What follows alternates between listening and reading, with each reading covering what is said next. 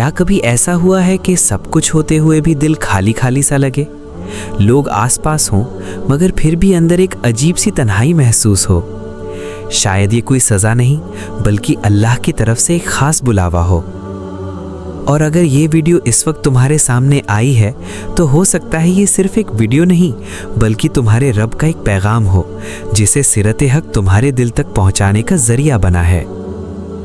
अल्लाह जब अपने बंदे को अपने करीब करना चाहता है तो सबसे पहले उसे दुनिया के शोर से अलग करता है।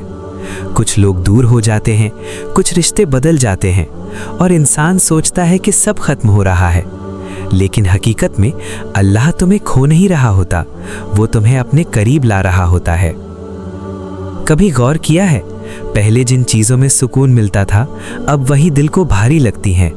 दुनिया की बातें अधूरी सी लगने लगती हैं और दिल बार बार सिर्फ एक ही तरफ भागता है, अल्लाह की तरफ। ये बदलाव आम नहीं होता, ये तुम्हारे रब की रहमत होती है।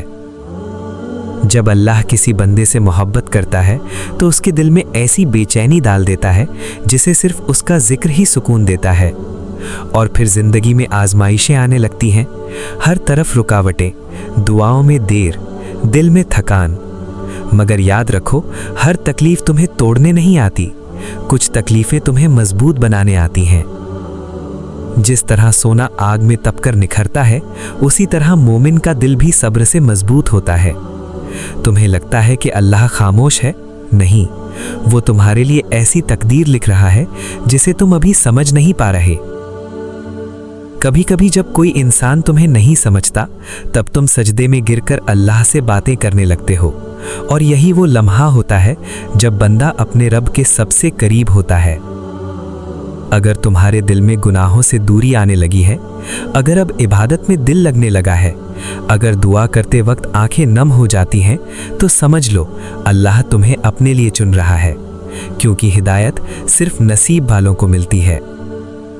और जब दुआओं का अंदाज बदल जाए, जब इंसान सिर्फ मांगना छोड़कर अल्लाह से जुड़ना शुरू कर दे, तो समझ लो रहमत के दरवाजे खुलने वाले हैं।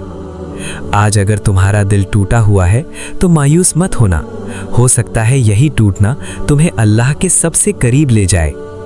ए अल्लाह, जो भी ये बातें सुन रहा है उसके दिल को सुकून अता फरमा, उसकी हर अधूरी दुआ को अपनी रहमत से कबूल फरमा। टूटे हुए दिलों को सब्र दे, भटके हुओं को हिदायत दे और हमें अपनी मोहब्बत और अपने जिक्र से जोड़ दे। आमीन या रब्बुल आलमीन। अगर ये बातें तुम्हारे दिल तक पहुंची हैं तो सिरत हक के सफ़र का हिस्सा बन जाओ, क्योंकि यहाँ हर लफ्ज़ सिर्फ सुनाने के लिए नहीं बल्कि दिलों को सुकून देने के लिए होता है।